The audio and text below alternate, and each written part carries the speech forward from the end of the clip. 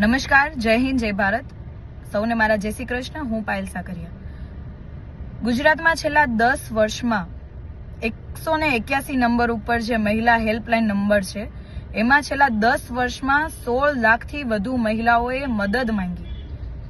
એક બાજુ ભાજપ સરકાર એવું કે અમારી સરકાર મૃદુ સરકાર છે, ભાજપના નેતાઓ એવું કે અમારા મુખ્યમંત્રી મૃદુ છે, સંવેદનશીલ નેતાઓ છે, સંવેદનશીલ સરકાર છે.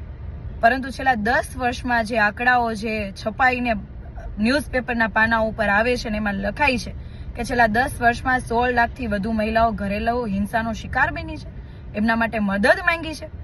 તો સરકાર શું કરી રહી છે? જ્યારે ચૂંટણી આવે ત્યારે મહિલા સુરક્ષાની વાતો તો ખૂબ મોટી કરવામાં આવે છે. ગુજરાતની અંદર ખૂબ મહિલાઓ સુરક્ષિત છે એવા પોકળ દાવાઓ બહારના રાજ્યની અંદર કરવામાં આવે છે. મહિલાઓ માટે અલગ અલગ લોભામણી યોજનાઓ લાવવા માટેની વાતો કરવામાં આવે છે. સરકાર નથી બનતી ત્યાં સુધી ગુજરાતની બહાર જેટલા પણ અલગ અલગ કહેવાય ને કે જ્યારે ચૂંટણી ઢંઢેરાઓ થયા છે, તમામ જગ્યાઓ પર મહિલાઓને એમના વોટ લેવા માટેની કહેવાય કે ખોટી યોજનાઓ બહાર પાડવી અને ત્યાં બધું આપવાની વાત થાય. પરંતુ ગુજરાતની મહિલાઓએ સતત ભાજપને મત આપ્યા અને ભાજપની સરકાર બનાવી તો એમને સામે મળ્યું શું? દિવસે ને દિવસે તમે જુઓ મહિલાઓની હત્યા થઈ રહી છે, દુષ્કર્મની ફરિયાદો આવી રહી છે, છેડતીની ઘટનાઓ બની રહી છે. અને વર્ષમાં એક વખત જ્યારે વિધાનસભાની અંદર જ્યારે રિપોર્ટ રજૂ થતો હોય અને રિપોર્ટના જે આંકડાઓ જ્યારે સામે આવે ત્યારે આપણને ખબર પડે કે ખરેખર આટલી ખરાબ હાલત આપણા ગુજરાતની છે. આ આંકડાઓ તો અમારા છે નહીં. આ આંકડાઓ જે છાપાની અંદર છપાઈને એવા ત્યારે ખબર પડે કે ખરેખર ગુજરાતની મહિલાઓની ખૂબ ખરાબ હાલત છે. આમાં તમે મહિલા સશક્તિકરણની વાત કરો, મહિલાઓને આગળ વધારવાની વાત કરો, કઈ રીતના મહિલાઓ આગળ વધશે? કેમ કે ભાજપ સરકારે તો માત્ર એન્જિનો ગણાવી છે, ટ્રિપલ એન્જિન, ડબલ એન્જિન, પણ આ ત્રણમાંથી એક એન્જિન કોઈ કામનો નથી. કેમ કે ગુજરાતની મહિલાઓ સુરક્ષિત નથી. ગુજરાતની મહિલાઓને માત્ર ને માત્ર વોટ બેંકમાં ઉપયોગ કરવામાં આવ્યો છે, માત્ર ને માત્ર વોટ બેંકની જેમ જોવામાં આવી છે.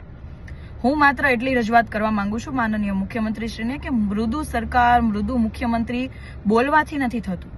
ખરા અર્થની અંદર મહિલાની સુરક્ષા કરવાની જવાબદારી ગુજરાત સરકારની છે, ભાજપ સરકારની છે અને આપશ્રીની છે. તો તમે મહિલાઓની સુરક્ષા માટે જે કોઈ કાયદા બન્યા છે એને કડકમાં કડક અમલ કરાવો. કેમ કે ઘરેલુ હિંસા જે 16 લાખથી વધુ મહિલાઓ સાથે ઘરેલુ હિંસાના જે બનાવ બન્યા છે, 181 નંબર ઉપર જયારે કોલ આવ્યા ત્યારે ખબર પડી.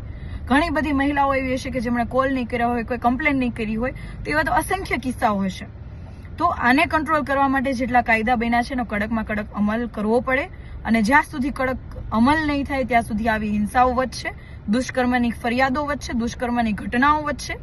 મહિલાઓને જે સુરક્ષા અને સલામતીની વાત કરો છો, સુરક્ષા અને સલામતી જે માત્ર ને માત્ર કાગળ પર દેખાતી હતી, હવે તો એ પણ નથી દેખાતી. એટલે ગુજરાતની જે મહિલાઓની કથળી ગયેલી હાલત છે એને સુધારવા માટે જે કોઈ પગલાં લેવા પડતા હોય તમામ પગલાં લેવામાં આવે. બસ એટલી જ રજૂઆત છે. માત્ર ગુજરાતની મહિલાઓને વોટ બેંક ના ગણવામાં આવે. જય હિન્દ.